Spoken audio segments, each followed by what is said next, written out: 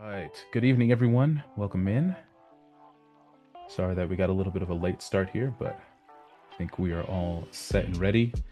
My name is Parker Williams. I am the Director of Programs for the IABA. I want to thank you all for taking the time out this evening to come and join us for honestly, our first real virtual student info session here. This is a kind of collaboration between myself and our new student liaison, Mohammed, who will introduce our session tonight.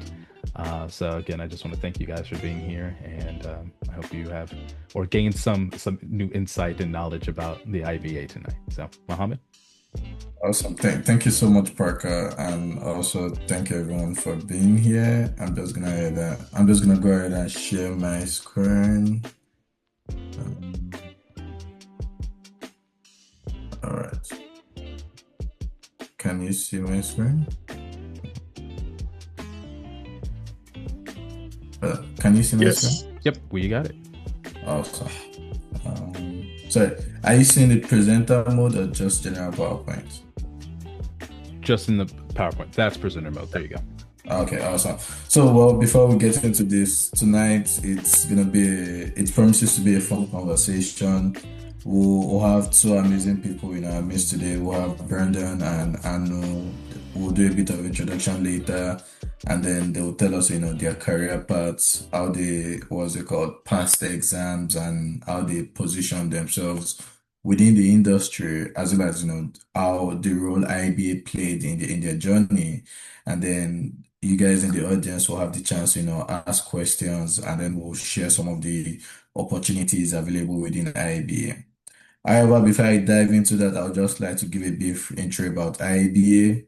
IABA's mission is to, increase the number of successful Black actuaries in the industry, through equitable exposure, providing access and development opportunities so that we get more, competent and qualified Black people within the actuarial profession.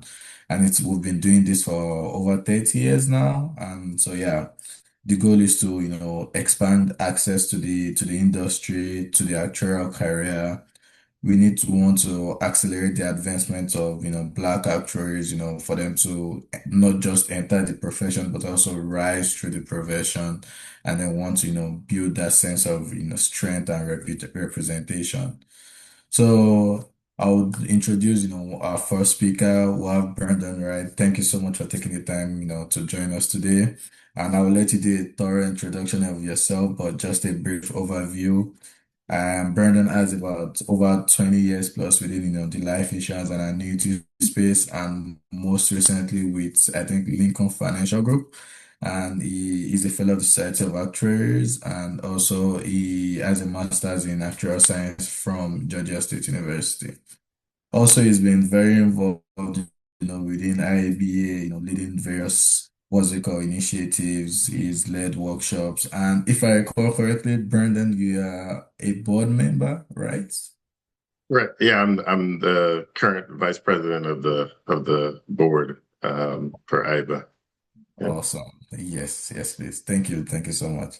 Then I'll just quickly introduce Anu before I, yield the floor to Brennan. Anu is, she's gonna give us from the, the early career perspective. She's currently an actuarial associate with WTW. She's passed a couple of exams, and I think she leads the bootcamp program. Like she's actively involved with the bootcamp program. So yes, that's all I had from my end. I'll let you guys introduce yourselves and get right into it. Yeah. Good. Thanks for that, Mohammed. And also thanks to everyone for joining us. Looks like we got a good crowd. I'm just gonna shout somebody out really quickly that I see on here. Yamir Richmond. Very proud of that young man. He was recently Morehouse College, my alma mater's valedictorian. Gave a great speech on Sunday. I heard him. But he is a math major, was a math major, so no longer a student, but interested in actuarial science. So that said, I think Ymir probably sits in the seat that I would imagine a bunch of you all are sitting in, just trying to get into the profession. Maybe you had an actuarial science program at your school, maybe you didn't, or have one currently. Maybe you're currently taking exams, maybe you aren't. But I think it's important to recognize that folks come into this profession, and especially Black people come into this profession at all different points in their career, and there's no kind of wrong time to gain more awareness. That said, so I guess about myself, I started my actuarial career when I was a senior at Morehouse College. I found out about the profession. I had started out in a dual degree program where I was set to get a degree in math and math from Morehouse College, and then civil engineering from Georgia Tech. I had my first engineering internship and was like, oh, nope, not doing that. That's not for me. And so I decided just to retain the math major. And I was almost done, and I wasn't really sure what I was going to do with the math major. Teaching sounded cool, but I knew it didn't really pay a lot of money, and I actually had done some like volunteering in schools, and was like, I don't have the patience to deal with kids or try to get them to understand things if they don't get it the first time. And so I think in a senior seminar class, I heard somebody talk about actuarial science. And it just sounded like a cool thing. They were talking about how the actuarial profession was a profession that was top ranked in the United States consistently over the years. I think it still ranks pretty high of professions for career satisfaction and a number of other things. And so I did more research about it. I found out kind of about the intersection of what I say is the intersection of math and money, two things that I liked a lot. And it seemed like something I wanted to pursue. From there, I was already in Atlanta, found out that Georgia State had an actuarial science master's degree program. And so I thought at the time that the best move for me, not knowing a lot about actuarial science, was to apply for Georgia State's actuarial science master's program. This was in my senior year of college. I applied, got into the program, and incidentally, Georgia State had just created a partnership with IABA, this organization with New York Life Insurance Company, to sponsor students, to give them a scholarship, to give them an internship, and then help them kind of support them throughout their matriculation at Georgia State. And it was for the purpose of encouraging minority students to pursue actuarial science. And so I lucked out, got a scholarship, went to New York the summer before I started my Georgia State master's program, and did an internship at New York Life. Had lots of fun up there. And at the time when I was, and I learned a lot about actuarial science, and I learned skills that kind of helped me through the early part of my career in that first internship in New York Life. I still was pretty green, didn't know a ton about it, but I still continued to know that it was something that I wanted to do. At the time, I had no actuarial exams passed. This was 20 something years ago. Back then, the field was not as competitive. You could get an internship with no exams passed, just kind of based on your credentials and potential. Not so much the case now, as many of you know. You kind of need to have one or two exams, really two exams passed in many cases to get an internship. But at any rate, I got lucky, and here I am. Did my first internship at New York Life. I went back and completed my master's in actuarial science at Georgia State.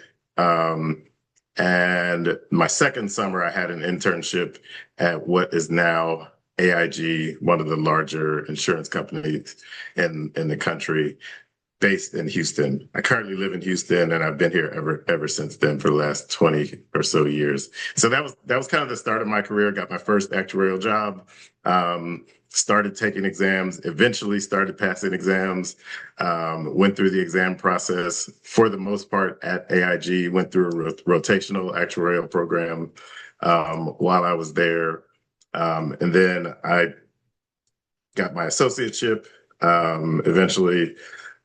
I also pretty early in my career got into a role where I was managing a team of junior actuaries, probably earlier than most. I think before I got my associateship, I was managing actuaries. So I got kind of leadership experience early on.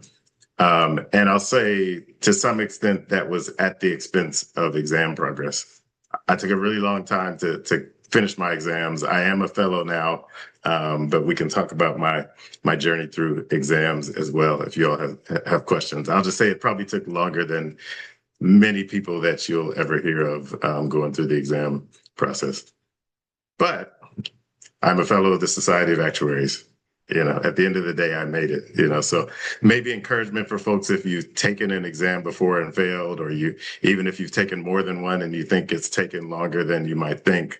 I think failures along the process are something that almost every actuary experiences. So, that even though it looks cool to say that you're a fellow of the Society of Actuaries, most of those people have experienced a number, if not one, or if not many, at least one failure along the way. I experienced lots of them, but I've still had a very rewarding career throughout. I spent 15 years at AIG, doing a number of different roles related to life insurance and annuities. From there, so AIG is a life insurance company. They provide life insurance and annuities to policyholders. After that, my next role was at EY. So I wanted to get some experience in the consulting actuarial world. And so I worked at EY for 3 years as an actuarial consultant. It was a very exciting and demanding job. Required a lot of travel and a lot of long hours, but I learned a ton and got some experience that in those 3 years I got probably. I tell people, like, on my resume, if you look at my resume, the bullets from my 3 years at EY are like as many as the bullets from my 15 years at AIG. I just really accomplished a lot. So just something to think about if you're considering consulting versus an insurance carrier. You can get exposure to a lot of different things, and some really valuable work to have on your resume. So 3 years at EY in consulting, and then I was able to land myself a more senior role back at AIG. So this time it was like kind of junior executive level. I was the deputy chief finance actuary for life insurance at AIG, managed a team of 7 or 8 actuaries, and was responsible for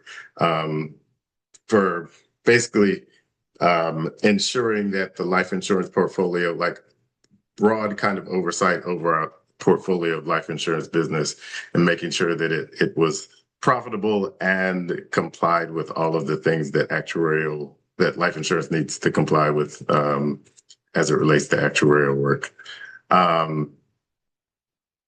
I should have said also, like, if you all have questions about any of this, feel free to stop me along the way because I'm rambling. I do have points that Muhammad gave me that I need to hit, but I'm just rambling, telling my history. Let's see. Okay, so yeah, 3 years at EY, 3 years back at AIG at a more senior role, and then my most recent role was at Lincoln Financial, managing what they call their in-force block of business. If you're not familiar with the term in-force, it means, so a life insurance policy is a contract between a policyholder and the company that lasts for anywhere from, if it's a 10-year term policy, it lasts for 10 years. If it's a whole life policy, it lasts for the duration of the person's life. So once a policy is sold after like the first year or so, it's considered in-force business. And so it's just kind of managed differently because the policy is already in-house. And so you're really, really monitoring the performance of those policies against what your initial projections were for those policies. And so I was responsible for all of their block of in-force business at Lincoln Financial. That role ended. My role was actually eliminated at Lincoln about a year ago. And I, for the last year, have been actually taking time off and just kind of enjoying myself and figuring out what I wanted to do next. So I'm in between jobs, I would say, at this point, kind of looking for my next role. I've been doing a good amount of interviewing, but just trying to find the right next thing for me. So that's kind of my career journey. I grew up in Williamsburg, Virginia, went to Morehouse College in Atlanta. I was in Atlanta for 6 years, and I've been in Houston for the last 23 years or so. I also, so when I moved to Houston and worked at AIG, I was the only Black actuary that I knew at the company, in a company where there were about 100 or so actuaries employed at the time. I was the only Black person in the actuarial department that I was aware of. And so I kind of sought out IABA at that point after having gotten the scholarship. I came to an organization where where I didn't see anybody that looked like me. I didn't necessarily feel a part of the actuarial community. There were people that came in that were hired at the same time that I was. And they studied together and they invited me to study with them. But just culturally, I didn't feel so connected to them, and I didn't necessarily enjoy spending time with them as much as so I kind of had my friends outside of my study group, which can be a little taxing, right? Like actuarial exams are very hard. And so to maintain a social life, while you're also studying for exams with people that don't understand what the actuarial exam process is about can be challenging. And so I sought out the International Association of Black Actuaries really for kind of building community. And I attended my first IABA annual meeting that year. Was in Atlanta. I think it was probably 2004 or 2005, my first annual meeting. And I met a bunch of other Black actuaries and people that were studying.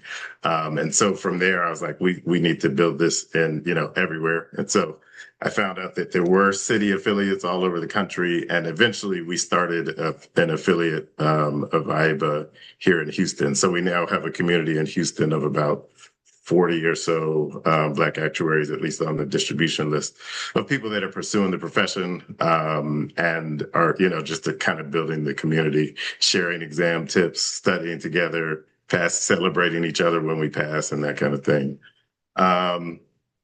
So that's a little bit about kind of how IABA has supported my journey. I'd say in my 17-year journey from first exam to fellowship, I think there were many times when I felt like I wanted to quit. Certainly every time that I failed an exam, I was like, this isn't for me. Like, what am I doing? Like, I keep failing. Like, why do I keep running into these roadblocks? But every year since the first time that I attended the IABA annual meeting, I would get recharged just by seeing people that look like me. They have a big ceremony, if you haven't been to the annual meeting before, where they celebrate people who've passed exams and everybody claps for you. It's just kind of a big party and celebration. And that's honestly, I think that's the thing that if there's one thing that IABA contributed to my career, is that support over the course of the journey when I was failing exams repeatedly. That kept me going and made it so that I was able to become a fellow. So as a result, I've dedicated my time back to volunteering for IABA. Like Mohammed mentioned, I'm on the board, and I do everything that I can to try to make sure that others that come along behind me have the kind of community that I had along the way. I'm looking at my points. And how am I doing on time, Mohammed? I feel like I've rambled for like 20 minutes. How are we doing? You've still got a couple of minutes, like 5 minutes-ish. All right, cool. Yeah, I'll hit on maybe a little bit about just day-to-day actuarial work. So for me, it looks like nothing now because I'm not working in an actuarial role. It looks like interviewing. But I'll say maybe from my perspective, having been in kind of senior level actuarial roles, and I knew you're going to talk maybe as the more early kind of career person. In senior actuarial roles, I think by the time that you get to executive level actuarial roles, just practically what it looks like day to day is a majority of your day spent in meetings, And it's really just about communication, right? So insurance companies, consulting firms, these are all very large and complex organizations. And it's a bit kind of difficult to understand that unless if you haven't worked in one. But just, high level, there's a CEO at the top of the organization. CEO has functional heads and department leads underneath them. And there's many layers of, sub departments underneath that go down to make up all of the employees that do all of the work that a company has to do. And I think really what like executive and leadership type roles are spending the majority of the day making sure that all of the various functions are talking to each other and understand what each other are doing, so that all of the work goes in the right direction. And so that's when you'll hear people talk about the amount of meetings that they have on their calendar. It's really a lot of communicating about the work that's being done, by the analysts and the folks that are actually opening spreadsheets and looking at results and running models. A lot of the more senior folks then are taking those results and sharing with other department heads that need to know what the results of the work are, letting them know about things about headwinds that they're seeing coming out of their department and that kind of thing. So in both of the more senior roles that I've had most recently, it's been probably 50 to 75% of most days are meetings. If it's meetings with my bosses, if it's larger meetings with working teams that are working on a specific project to kind of update on the project, could be meetings with people that are on my team that are sharing the results of their work with me. There's a good amount of time that's spent kind of reviewing emails and reviewing spreadsheets and work that the team has produced, and just kind of thinking about the implications of that and communicating it back upwards. But again, like communication, I'd say is the theme overall. And I think one important part of like senior leadership, like all of that stuff can like consume all of your time.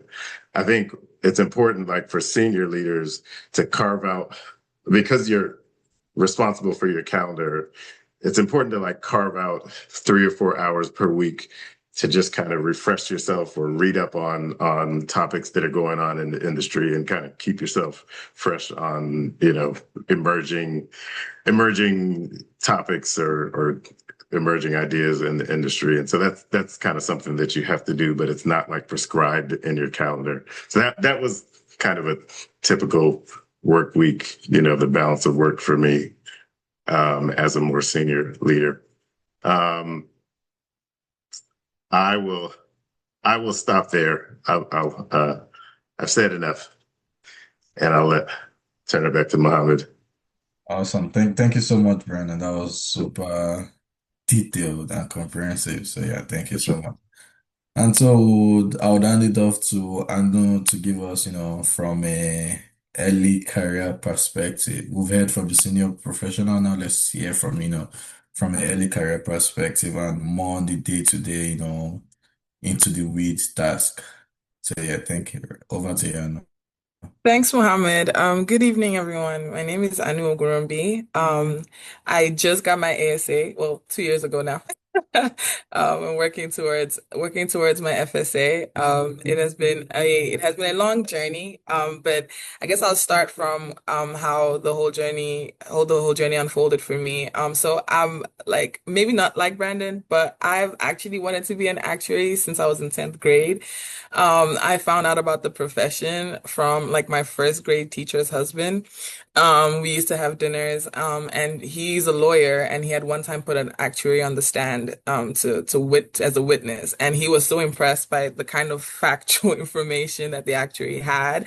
And every math person that he found, he was like, "You need to be an actuary. You need to be an actuary." So for me, he saw me and was like, "Oh, what do you want to do when you finish high school?" And I'm like, "I literally don't know. I only like math." And he's like, "Well, see what an actuary does." And I don't have a very noble answer for why I became an actuary outside of the fact that they said we would make a lot of money and nobody else knew about it. So it was very much a selfish reason as to why I became an actuary. But honestly, the core of the work kept me. I don't think you could just that information alone would have been enough to get me to where I am. It's actually a career that has stimulated me. It has expanded my understanding of just life in general, like my interest in a lot of different industries, just how I problem solve, like a lot of different things in my life is is an attestation to what my actual career has done for me. So but yeah, so that's what began my actuarial journey. I am actually an international, well, I started as an international student, so I grew up in South Africa, and then transitioned. So I did a year of university there, and then transitioned over to Penn State University, where I completed my bachelor's in statistics, but Penn State has an actuarial option. So through that is how I then, started taking, actuarial exams, and then getting my first job. So I guess I'll start from like the school understanding. So those who are still in college, and how I went about doing, school and exams, and then eventually transitioning into how that looks when you're now in your early career stage. So school was very difficult for me, mainly because we're still having a lot of fun. You're still in in the clubs. You're still, wanting to do all the organizational stuff. You're not really serious about your actual exams. I can't. I wasn't very serious about my actual exams. At the time, I just wanted to pass. And get enough grades to be able to get a job. But now advising people, I would say try and get as many exams done while you're still in school. That is my biggest advice. If you are still, I know some of us are just graduating, so that season has passed. But you can actually, because a lot of your classes are tailored to, well, I guess if you're in an actuarial program, or you have the privilege of being in a school that has like an actuarial pathway, I would say really hone in on the time that you have, because your classes are geared towards your exams. So as you're taking the classes, or as you're taking exams, your well, school exams, you can then transition the information over to your actual exams. So if you can get over 4 to 5 exams under your belt by the time you graduate, you would be in the best position. Also, mainly because when you are interviewing for companies, they are mainly looking for exams. You don't have a lot of internship experience to speak to. You maybe have like at most 2 years, or even if you are applying for an internship, they're looking at, okay, have you passed an exam or not? Like the easiest way, even though it's a little bit like it doesn't tell the full story, but the easiest way for a company to say, oh, we want you, especially in the actual pathway, is through your exams. So my suggestion and my advice is focus on your exams, ask your professor questions.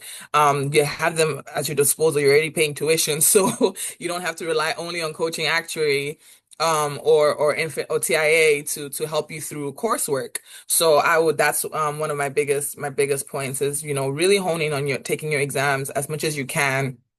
Try and get from 3 to 4. I know when I was taking exams, it was 1 to 2. We could get by back then, but now the stakes are higher, and now you have to be like 3, 4, 5 exams for companies to even look at you. So that's the one advice I would give. When it comes to study strategy, resources and scheduling and stuff, I can't say I'm the best person, because I feel like a lot of times when you us as actuaries, because we kind of got through high school really really easy. Like high school was a breeze. Like I don't know, like like I didn't have to study much. I didn't have to develop a study strategy to get an A or to really do well in high school or in college, really. So now taking actuarial exams, I had to figure things out. Like I didn't have like my high school experience or my college experience to steward me well into taking actuarial exams. But absolutely a study strategy, a study timetable is necessary. You cannot get by off of, oh, I'm the smartest kid in school. I can get by, like I can just, wing the exams. Being very organized with having a study timetable, having times that you study in a day, because a lot of times you're studying for months on end, right? And it's not feasible to be studying for 6 hours every day. So you really do need to break up your days into small times that you can get in quality study times, right? So for me, that looks like a 5 a.m., waking up at 5 a.m. and doing that first, because I know that after 5 p.m. my brain shuts off. So of course, quality studying is not being done there.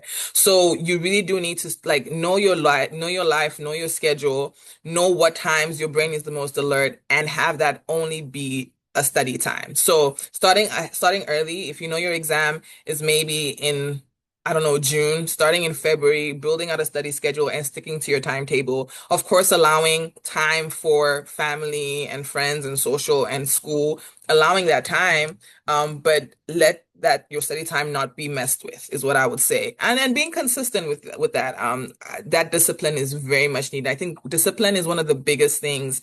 I know I failed at in my earlier in my actuarial exam taking that would really propel you if you're able to stay disciplined in keeping a study schedule.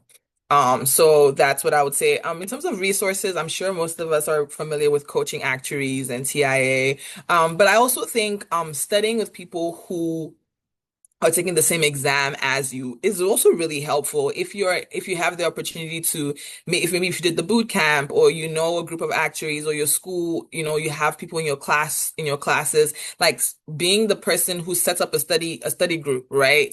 Working out things with people, hearing how they study, or hearing how they process information would be very helpful in helping you retain the information, because I've felt that a lot of times studying for exams is very siloed. You feel very lonely when you're just like, it's just you, because there's not a lot of actuaries or people doing the actual profession, let's be honest. So you're mainly like siloed away from the world. You're just studying, studying, studying. It can get very depressing. I can't hold you. So finding, people who taking the same exams as you, and building a study group, meeting up at a library, working through problems together. I think that's a very healthy way to get by the many long months of studying. You have something to look forward to. You keep each other accountable, and you can get the information in. Now, when it comes to process from I guess that's the exam side of things. When it comes to looking for your first role, or transitioning from internships to full time, or like to getting your first full time job, I think your first job that you get really paves the way of where you're going, especially if you're still like in the middle of the exam process and you haven't been able to decide whether you're going to go SOA or CAS yet, right? A lot of times we get our first role and we're still, deciding, where in the actual space we want to be. I think being very careful, or like being very thoughtful about the first role you get is important. Internships help a lot. Like maybe if you did an internship in a life company in 1 year, maybe looking to try one someone like Travelers, or like in a CAS, someone that they do a lot more short-term insurance.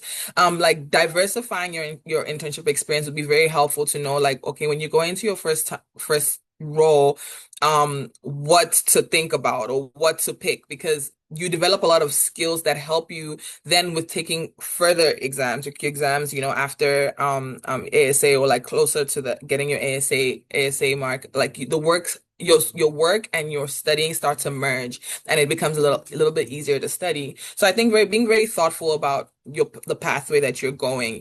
Do I want to do long term? Do I want to do CAS, which is more short term? I think that's important, but also identifying the kind of person you are. So like, would you rather do consulting or insurance? I think that as well is, if you're able to identify that early on, it also sets the tone. So like consulting is a lot more long hours, a lot more long hours. I'm speaking generically. Generally, it from company to company it can differ, but mostly, when you're doing working consulting, you're working long hours. You're working more with people. It's more team building. You're developing a lot of skills very quickly. And when I say skills, I mean like interpersonal skills very, very quickly. But if you're in insurance, it's more the work. It's more understanding, models. You're working in spreadsheets. You're really building your concept, actual concept as a whole. So in that way, I do find that you're working like less hours in a day, but you're becoming very more actuarially adept.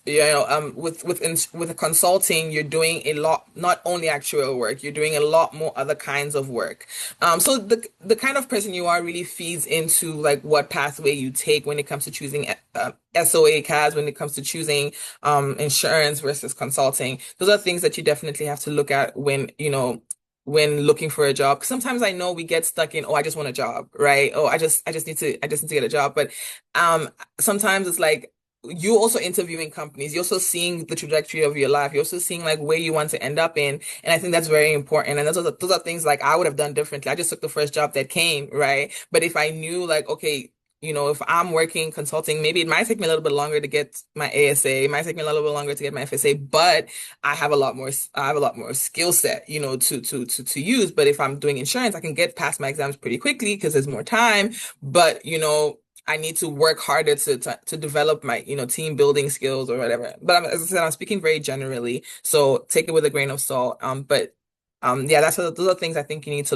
look at when choosing, it's SOA, CAS, insurance, or consulting. Then balancing the two. So balancing work and exams versus school and exams. I think it's it's gonna be very hard. I think it's something that everyone struggles with from early career to when you're just about to get your FSA. I think because exams take up so much of our lives, it can be very difficult to balance the two. But I think what I said earlier in terms of how to go about your study strategy can very much help with the balance of it all. I'm speaking from someone who didn't do any of these things well.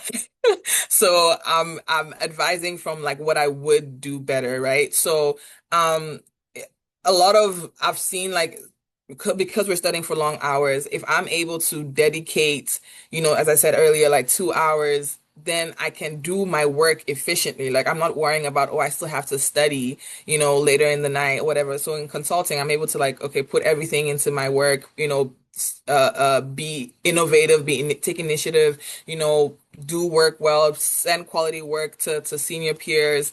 I'm able to focus on that and not worry that, oh, I haven't gotten study hours in. But so when it comes to balancing, I think it's more the idea is preparation, right? You can't balance something that you're not prepared for. So really, really being careful about the things you say yes to at work, knowing your boundaries. Okay, I'm speaking work and school, so please mind if I'm going back and forth because I know some of you are going to enter the workspace.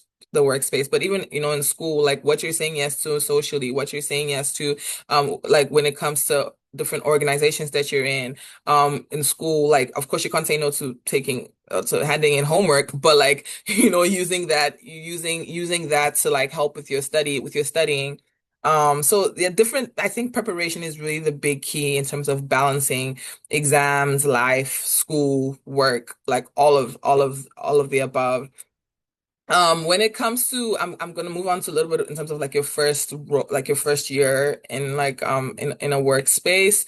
Um, Mama, please keep me honest on time if I'm going past my okay. Thank you.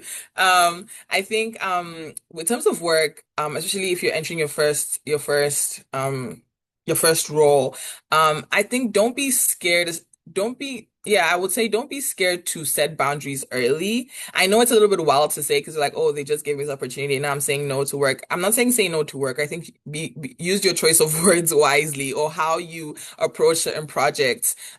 Be very wise about that because you don't want people to overstep on your exam taking because I know most of you will be entering exam programs, right? And some people will say, oh, even though you have an exam day, you still need to get this project in. And I think you need to be very strict with, your exam times, study times when you're taking when you have to be off.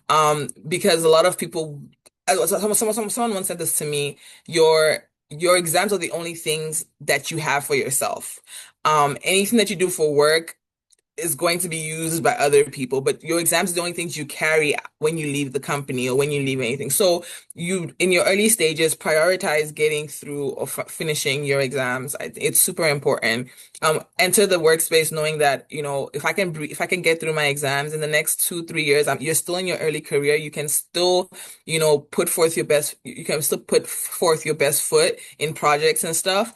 You still have that time to scale your like what you're doing at work. So really, really in the first few years, try your best to focus as much on getting through exams. Still doing good work, still learning, still taking initiative, but just being able to set boundaries well.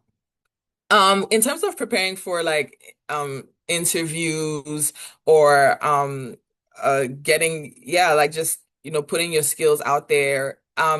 I would say don't neglect the smaller things you do that's outside your actual careers. I think when we talk about what makes you stand out as a candidate, um, like 100% exams, but also who you are and like what your interests are, also adds value to the work that you bring or what you bring to the table when you're interviewing with people. I think people look for um um people who are interviewing look for people that they would like to work with, right? Like if you're for example, I'm very interested. I'm very interested in food, for example. So if I did like if I maybe took on a class or I did something cool that showcases skill in any type of way, like teamwork, or if I'm able to speak to that and add that into when I'm interviewing or stuff, like that brings people into your life. I'm like, oh, this person is really cool. I would want to work with them. So I don't think don't when you're interviewing, don't be so I don't know if stoic is the right word, but like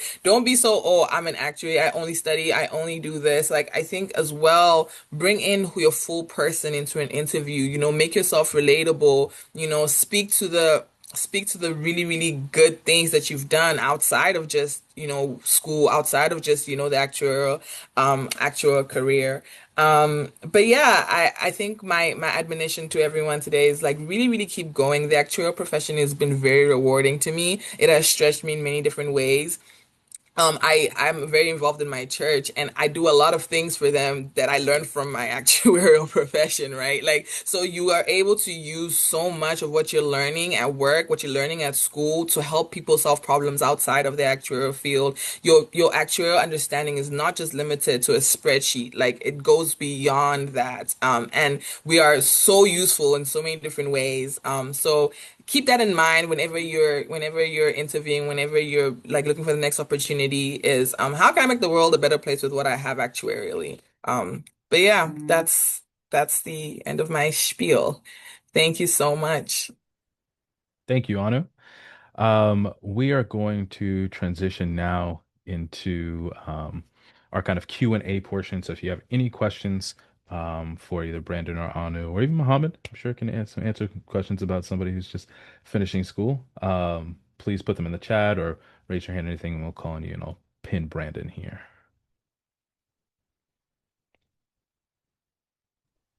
Awesome. Thank you, Parker. Well, Yeah, no while we're worries. waiting on questions, I'm just gonna ask one of the ones I had prepped.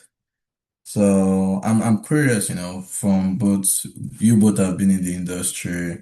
I'm guessing a lot of folks here today are either, starting internships or even starting full-time jobs. So like what can they do to stand out, especially for someone doing an internship, trying to get that return offer, and someone just starting out trying not to get fired within the first month. How do you or trying to grow? How do you do that? How do you stand out? Brandon, you oh Ladies sorry. first. You can go for it. Go for it. Okay. I think something I look for in interns that come to work at WTW. Oh, I guess I didn't mention that, but I work at Willis Towers Watson. I look at two things for me. How much initiative the person takes. So, and that involves like asking questions, right? So you're being given a task. You might have no clue. By the way, no one expects interns to know anything of what we're doing, but being given a task, but you ask no questions. Like we know you don't know, and yet you don't take, that first step in saying, "Oh, can I set up a meeting with you? I just want to know better. Like what are you looking for from me? How much time am I supposed to spend on this thing?" Like if you don't do that, and a lot of people surprisingly really don't do that. So what makes you stand out is taking that first step of, being vulnerable, saying, this is what I know, this is what I don't know. I've spent some time with the work. This is why I have questions, how I think that really does make somebody stand out. And then, so I think that's taking initiative. I guess I put two of my things together, taking initiative and asking questions. So, let's say you're in a team and you can see there's a project going on, but they're not really asking you to do anything, saying, oh, hi, I'm available. I have this much time. help. Like, oh, how can I, what can I do? What task can I take on that helps you better? Or you see an email being sent and there's something there that's like they're asking another maybe junior analyst to do. You're reaching out to a junior analyst, like, oh, I saw that you got asked to do this. Can I maybe take that on and you review for me? Like being a little bit forward in your approach and not just waiting for work to be given to you. I think that has been for me what makes an intern stand out. And I guess in terms of not being fired, I think it's very hard to be fired from an actuarial role at your first job, at your first like year or whatever. But I think it's also quite similar. It's really just like, asking questions. There's a lot you won't know. Being involved, like if there's a meeting being sent and maybe you don't have to be there, like still saying, oh, I'll be there. I'll take notes, doing the stuff that most junior analysts don't want to do, putting your hand up and volunteering to do some of that stuff. I think that's what makes you stand out. Awesome. Thank you so much for that. And I think Brandon, I would pass this next one to you. It's about, mentorship. What's role has mentorship, played in your journey, whether being a mentor or being someone's mentee? Oh yeah, absolutely. It's especially important, again, for Black actuaries entering the profession. Um, I think like the culture of corporate America is not necessarily the same as the culture a lot of us grew up in. And so having a mentor that understands you culturally and can help you like translate your understanding of the world into what works and makes sense in corporate America is really important. My first mentor, his name is Stafford Thompson. He was like one of the early presidents of IABA. If you've been around IABA at all, you would know him for sure. But the types of things that I have asked him over the course of my career are some of the things that, for example, like Anu talked about today, like when you're on your job and you want to set boundaries about your study time, like how do I approach that conversation with my boss so that I don't sound like I'm pushing away work, but I need to set boundaries. Those types of things I think are important. And your mentor can help you navigate those things because the mentor has been through that situation before. Presumably, they're further ahead of you in their career. You might have start having conversations about, asking for a raise or a bonus or a promotion and that kind of thing. Those are the types of things that mentors can help you navigate. If you're in your job and you feel like you're not making progress, or say if you're in an internship, even as a if you have a mentor and you want to understand exactly what it is that you would need to do to ask about getting an offer for the next summer, your mentor can help you with those conversations. So it's been really important to me in my career, and hopefully everyone. IABA has a lot of resources for finding and connecting with a mentor. So if you don't have one already, certainly you can reach out to IABA. And I think you'll probably maybe talk about some of those resources. If not, we can share them eventually. But yeah, it's really, really important to have along your career.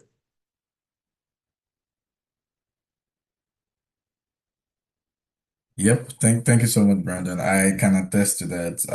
AIBA has a mentoring platform that I'm also a part of, and it's been, super helpful for me and, just going through exams.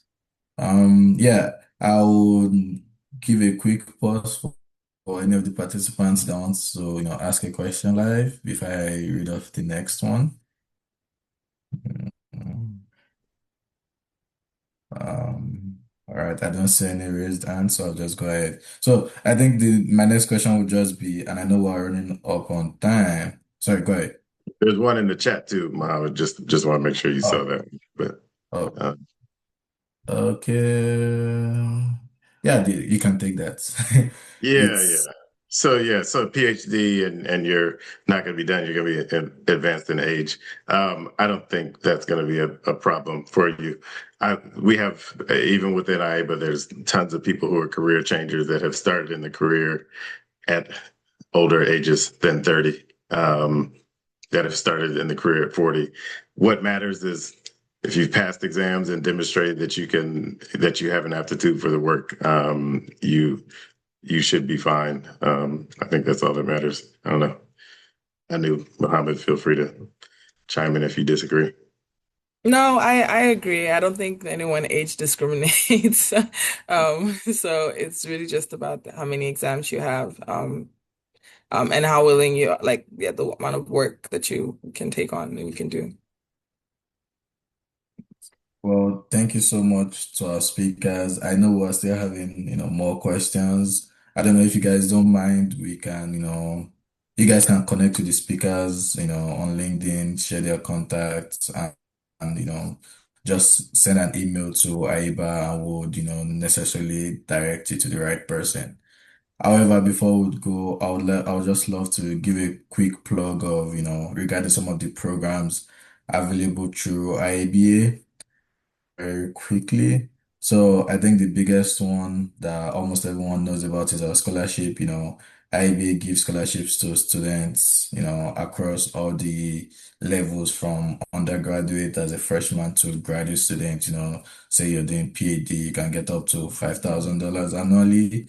The applications are currently closed, but it's something to to look forward to for next year.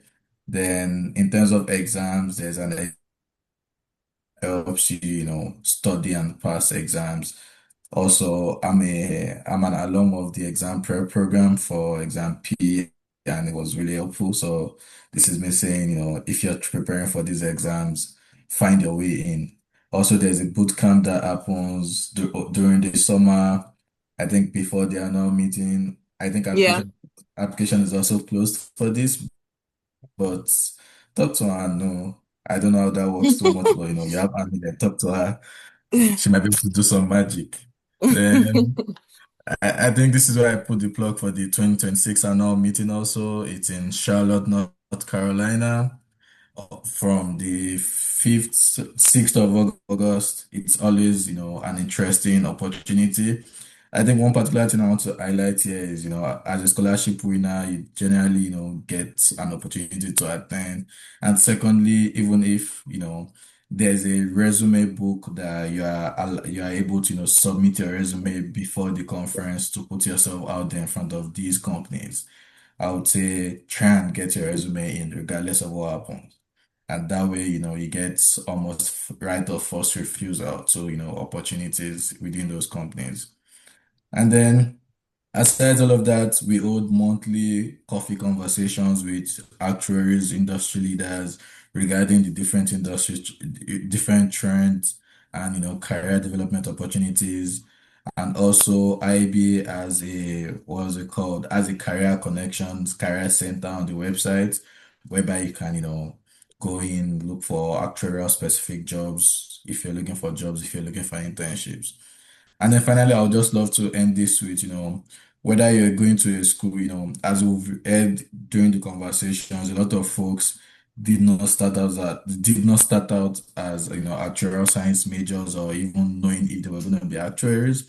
And so they heard about opportunities to, to study for exams. And this is one of that with UW Madison. I think it's fully online, whereby they help you study for, the initial exams for both, the SOE and the CS tracks. And I can make arrangement to get the deck sent after this, after the conversation. So yeah, thank you so much for joining. I hope this was very helpful. I would also want to thank our speakers, Brandon and Arno. Thank you so much for answering our calls. Thanks for taking the time.